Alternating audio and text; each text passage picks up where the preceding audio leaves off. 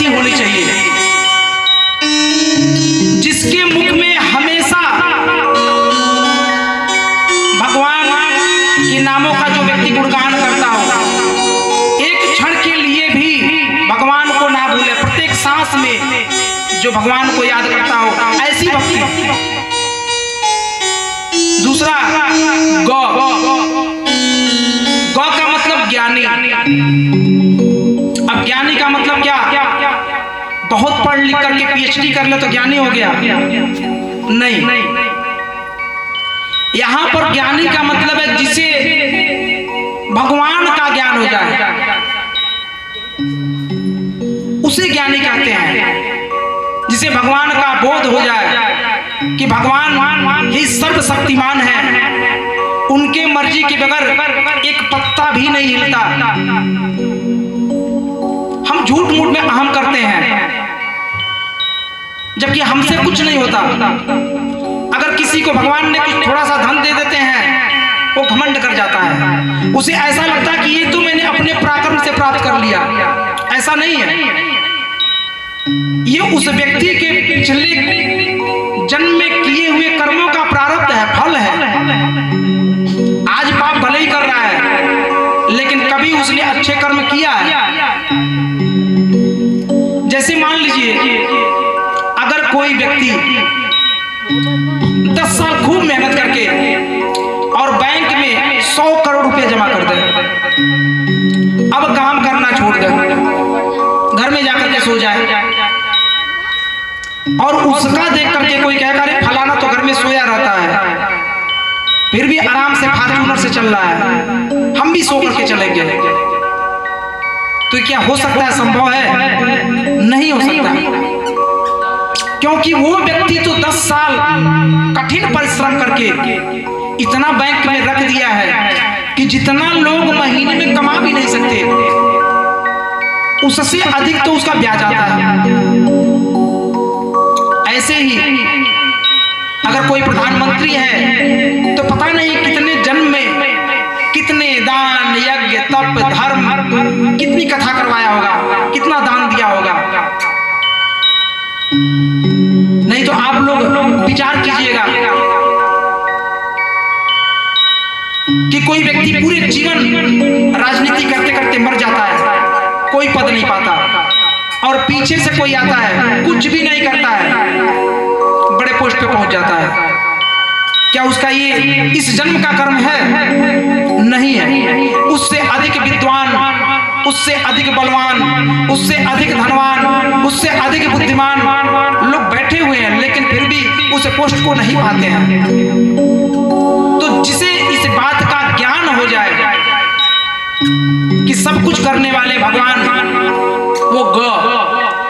इसके बाद आता है वो, भा ग वो। वो मतलब वैराग्य। अब जब वैराग्य की बात आती है तो लोगों के दिमाग में एक बात आती है कि महाराज तो क्या करें, घर द्वार छोड़ करके वैराग्य धारण कर लें। घर छोड़ करके वैराग्य नहीं होता, उसे तो ढोंग कहते हैं। घर छोड़ करके गए और उससे बड़ा आश्रम बना लिए, घर पे 4 लोग नौकर थे, अब वहां 400 लोग जो नीचे हैं सब लोग नौकर हो गए। ये वैराग्य कहाँ हुआ? वैराग्य का मतलब है आप घर में ही रह करके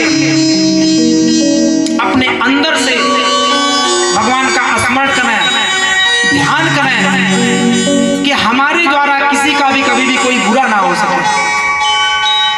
हम हमेशा धर्म आचरण करें, पापा आचरण ना करें, यही वैराग्य है। कोई वस्त्र पहन करके वैरागी नहीं होता, कोई घर छोड़ करके वैरागी नहीं होता। अगर वस्त्र पहन करके लोग वैरागी होते तो सभी लोग धोती, कुर्ता, चंदन, माला लगा लेते और कहते महाराज हम तो वैरागी हैं। ऐसा नहीं है। घर में रह करके जो व्यक्ति इन सभी बातों का ध्यान करता हो वो वैरागी। इसके बाद आता है तो विश्लेषण तो बहुत है, बहुत लंबा चलेगा। सिर्फ इस 4 अक्षर पे ही 3 घंटे की कथा हो सकती है, लेकिन सात्विक 21 घंटे में ही पूरे 18,000 श्लोकों का किसी किसी क्या अधिक विश्लेषण, जहाँ पे हम लोग समझते हैं कि इस बात को ज्यादा बताना चाहिए उसे ज्यादा बताया जाता है, कहीं कहीं पे कम में ही नमस्कार करते हुए आगे बढ़ जाते हैं। तौब का मतलब त्याग।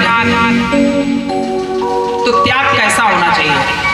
त्याग का मतलब महाराज ये जो घर बनवाए हैं इसको किसी को दान कर दें तो त्याग हो गया? नहीं हुआ, और ऐसा करना ही नहीं है। सबसे बड़ा आश्रम गृहस्थ आश्रम बताया गया है।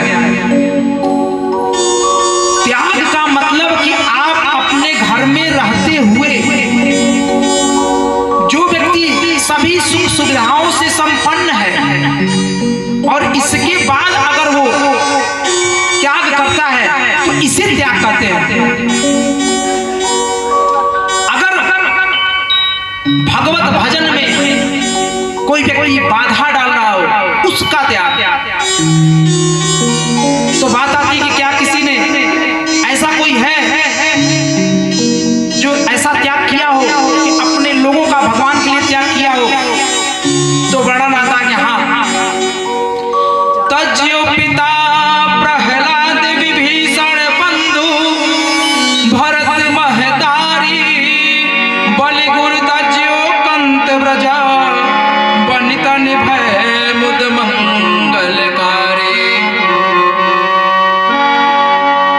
तज्यो पिता प्रहलाद, 4 साल के प्रहलाद जी अपने पिता का त्याग कर दिया। क्यों? राजा के पुत्र थे, वो भी कोई साधारण नहीं थे। उनके पिता बहुत बड़े राजा थे, देवता डरते थे, थर थर थर थर कांपते थे। लेकिन ऐसे पिता का प्रहलाद ने त्याग कर दिया। क्यों त्याग किया? क्योंकि वो भगवान के भक्ति मार्ग में बाधक थे। तो तज्यो पिता प्रहलाद विभीषण बंधु। अब रावण के बारे में क्या ही कहना है। उत्तम कुल पुलस्त मुनि नाती। रावण का कुल उत्तम था। ब्रह्मदेव के मानस पुत्र पुलस्त मुनि के पुत्र विशेषवा, और विशेषवा के पुत्र रावण। मतलब जिसके पर बाबा ब्रह्मा हो, फिर उसके कुल के बारे में कहना है क्या? जब चलता था तो थर थर थर थर पृथ्वी डोलती थी, देवता भाग जाते थे, रास्ता छोड़ देते थे। बहुत सारे देवताओं को बंदी बना के रखा था अपने वहां। लेकिन धन्य है विभीषण कि ऐसे भाई का ही उन्होंने त्याग कर दिया, क्योंकि वो भक्ति मार्ग के बाधक थे। तज्यो पिता प्रहलाद विभीषण बंधु भरत महतारी। भरत जी ने अपनी मां कैकेयी का त्याग कर दिया सिर्फ इसलिए कि उन्होंने भगवान से दूर कर दिया 14 वर्ष के लिए। बलि गुरु तज्यो, और राजा बलि ने अपने गुरु शुक्राचार्य जी का परित्याग कर दिया सिर्फ इसलिए कि आज भगवान वामन रूप धारण करके आए हैं बलि के पास दान मांगने के लिए। शुक्राचार्य जी कहते हैं कि बलि ध्यान से देखो, ये कोई और नहीं, ये साक्षात नारायण है, वामन रूप धारण करके आए हैं, तुम्हारा सर्वस्व छीन लेंगे।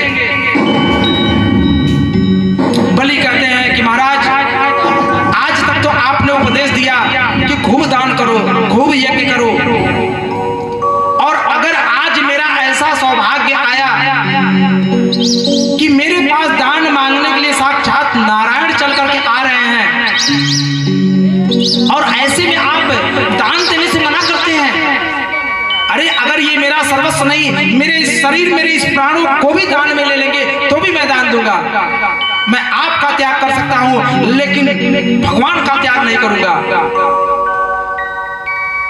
तो त्याग ऐसा होना चाहिए कि अगर कोई व्यक्ति भगवत मार्ग में बाधक है तो उसका त्याग